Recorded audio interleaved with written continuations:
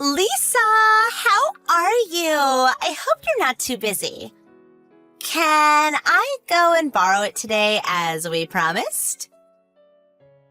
Hi, Susie. What are you talking about?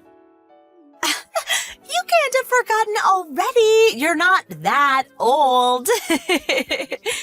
I guess it slipped your mind. You promised me that I could borrow your car for a couple of days. Remember? You shouldn't forget promises like that. It's not very polite, you know. No, I haven't promised anything like that.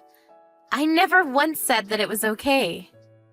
I said that I can't allow you to borrow my car over and over.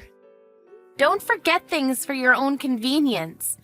I'm not letting you borrow my car, and that's final. Oh, come on. I need a car. We're planning on leaving tomorrow. I've already paid for the camping site, so we can't delay our trip. We need to borrow your car or we won't be able to go enjoy our holiday. We're going to miss out on camping by the sea just because you wanted to be mean. There's no point guilt-tripping me. I already told you to get a rent-a-car. It's my car and I need to use it tomorrow. I can't lend it to you. But rental cars are so expensive. It'll be impossible to find a cheap one at this last minute. Also, tomorrow's a federal holiday. There aren't going to be any vacancies. Everyone's going to have the day off, so it'll be impossible to find a car now. Why should I care? I already told you that I can't lend you my car weeks ago. You should have booked a car then. And why can't you use your own car? Why do you have to be so horrible? Oh, it's being repaired. It's not at home at the moment. I don't have my own car, and I can't get a rental car, so you have to lend me yours. Plus, if I borrow your car, I don't have to pay a thing. What makes you think you can borrow it without paying? I'm not lending it to you. I don't care how expensive rent-a-cars are. That's your own fault for not booking in advance. You'll have to solve this problem yourself. It's got nothing to do with me. Don't say that. I can't believe you were this much of a bully. I thought you were much kinder than that. Oh, I'm so disappointed. It's not a matter of being kind. No matter how bad you try and make me feel, I'm not lending you my car. End of story. Whenever your son wanted to borrow my daughter's toys, I always let him. I think it's only fair that you be just as generous. You're an adult, aren't you?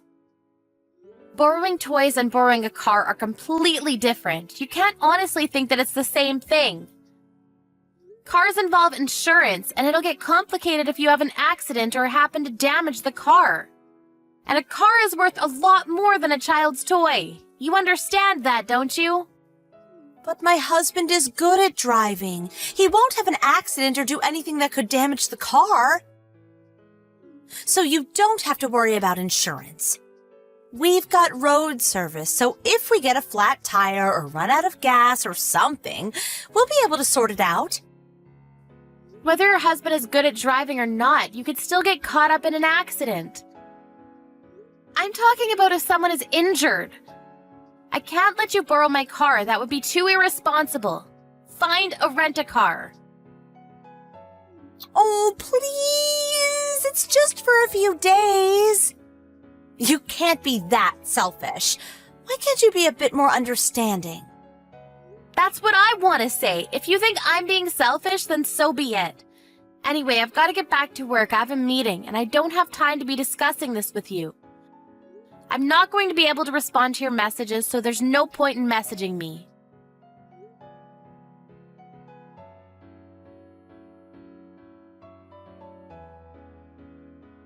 Susie, pick up the phone!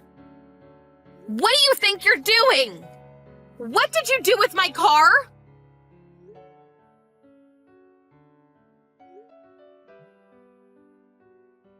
There's no point pretending that your phone is off. I know that it was you who took my car. If you don't answer my messages or calls, I'll report this to the police. What? The police? You're kidding! You're overreacting!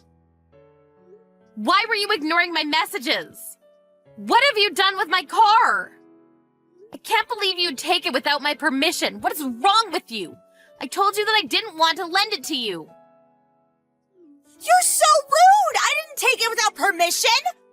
Your husband was the one that gave me your car keys. That's because you lied and told him that I promised to lend it to you. Even though I told you several times that I didn't want to, you went against my wishes. My husband was naive to believe you, but that's because neither of us knew up until now that you were this untrustworthy. It looks like you tried to call me, but like I told you, I was in a meeting. You took advantage of that and coerced my husband. Anyway, I want you to return my car. We need it tomorrow. If you return it right now, I won't involve the police. Please don't call the police. I haven't done anything wrong. Your husband gave us the keys, so that means he gave us permission to borrow it. Why are you being so mean? You should just accept his decision. It's not his decision to make. The car is mine. It's not his property, so no matter what he said, my word is final. Plus, he only gave you the keys because you convinced him that I had said yes, but had forgotten to mention it to him. It's not his car? Well, I didn't know that, but he's still the one that gave us the keys. It's such a big car. It must come in really handy for all sorts of occasions. It's perfect for carrying our camping equipment. Just hurry up and bring it back. But we've already finished loading it with all of our stuff. It's a plan to take everything out again, so we'll return it after we've come back from our trip. That's good enough, isn't it? Good enough? Not nearly. There's nothing good about this situation. I need my car so that we can visit my parents for the holidays tomorrow. How am I supposed to get there without a car? I don't know. Why don't you get a rent-a-car? If you can buy a big car like this, I'm sure you can afford it. You're joking, right? You're telling me to get a rent-a-car? Why should I be the one getting a rent-a-car when I've got a perfectly good car of my own? A car that you've stolen from me. You should be the one paying for a rent-a-car if yours isn't available. Be an adult and give me back my car. But it took so much time getting all of our stuff in the car. It'll take ages to get it all off again. It'll just be a waste of time if we do that. And I don't want to do anything that bothersome. If you have a problem with me borrowing your car, you should talk to your husband. I didn't steal the keys. He handed them to me. We only borrowed the car because he said we could. It's not our fault you didn't talk to your husband about not letting us borrow your car.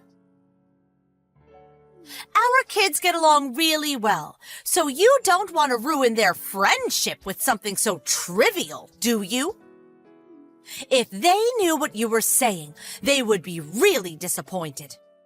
I'm sure your son would be happy to let us borrow the car for a day or two. Right now, Sam's opinion and my husband's opinion don't matter. That's my car you've taken.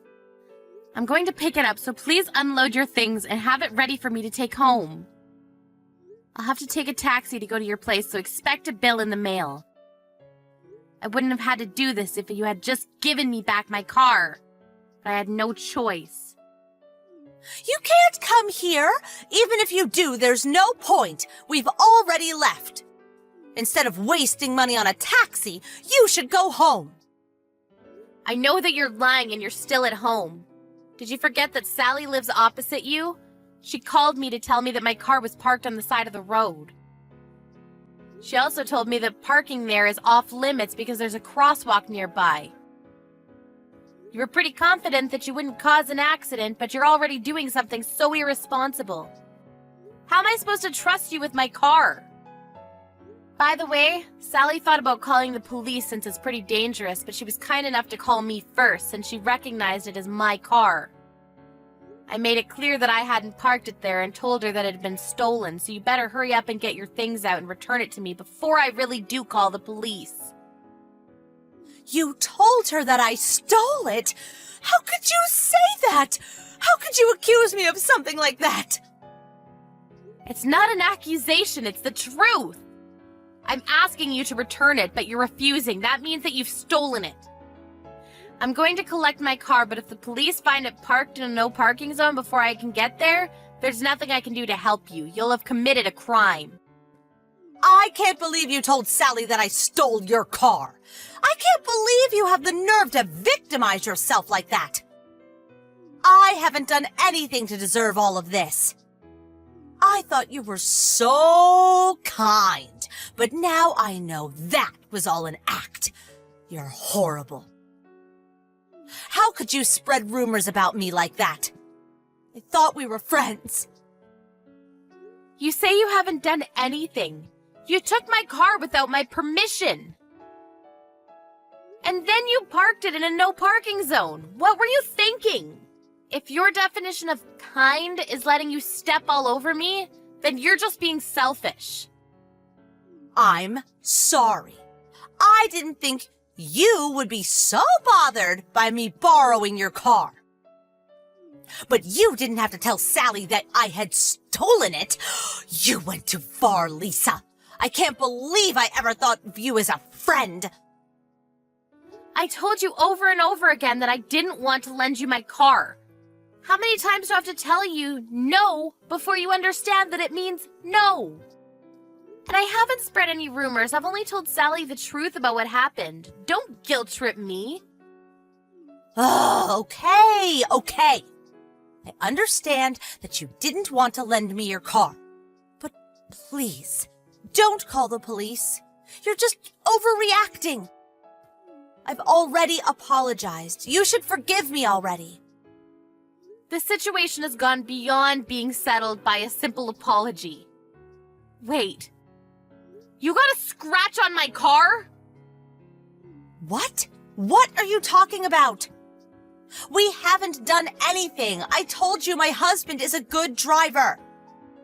I'm on the phone with Sally and she went to take a look at my car for me. She told me that there was a scratch on the side, on my door. What have you done? This is one of the reasons why I didn't want to let you borrow my car. It's not my fault. Somebody must have scratched it when they passed by. They should have taken more care when they drove by. It's not my responsibility, so I don't have to pay anything, do I? You're at home, aren't you? I've had enough of discussing this with you. Would you hurry up and return my car?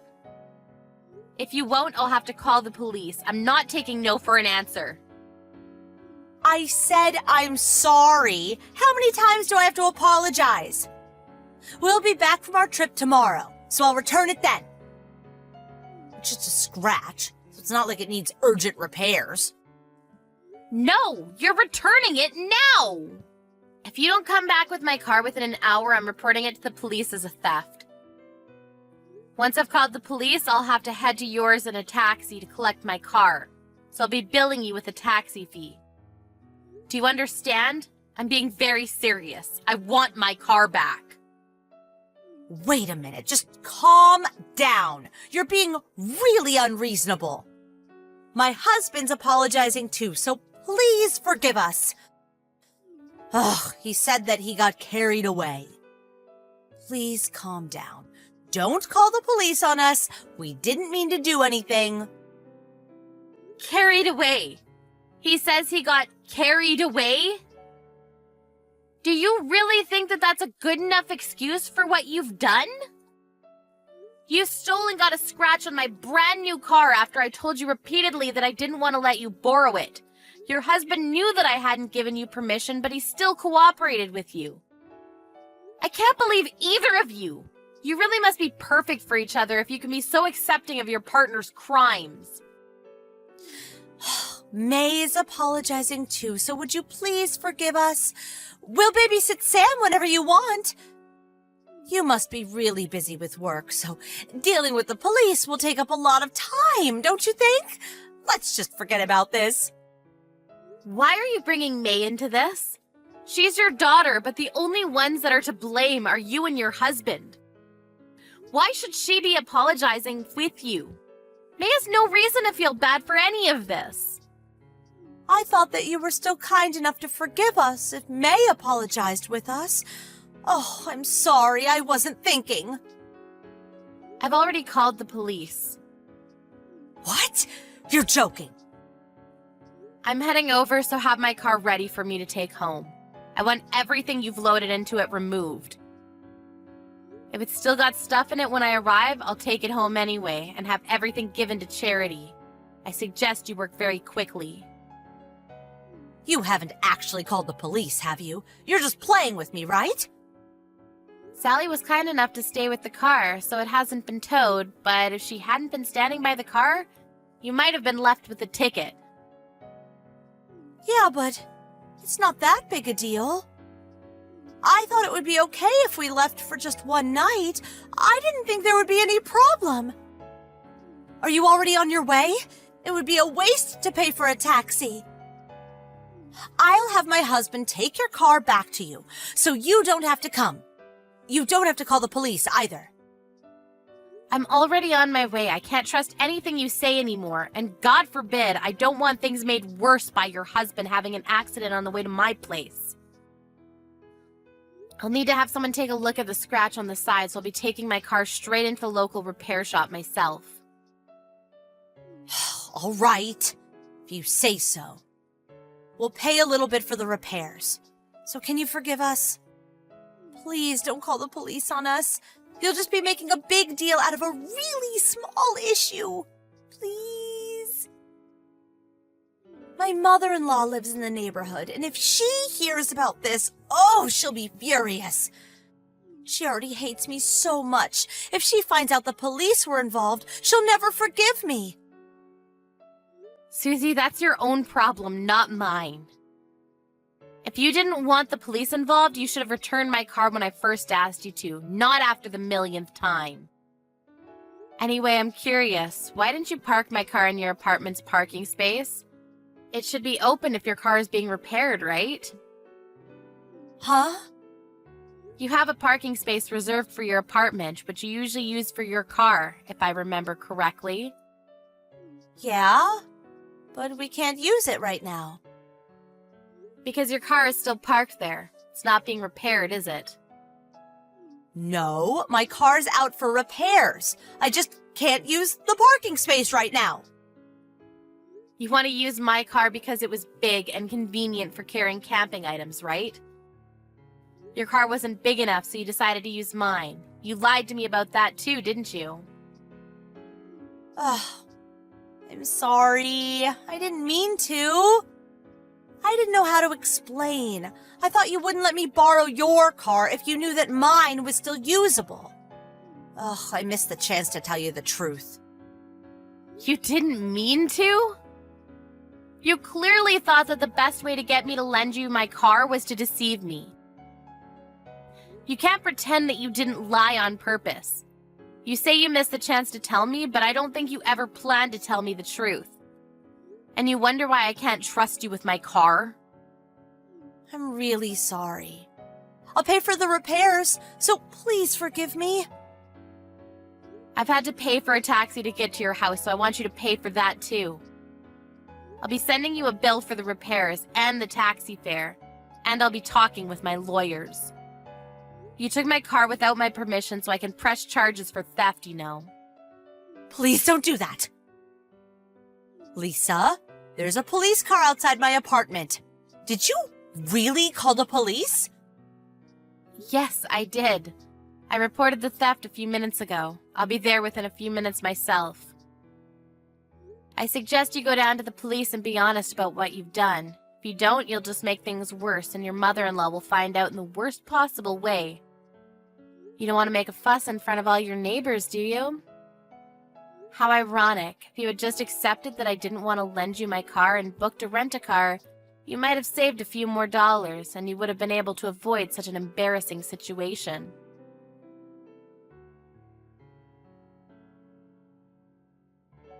In the end, a police car had come to check up on the situation, not just because Lisa had reported the theft, but because there had been calls from the neighbors about the car being parked in a no parking zone.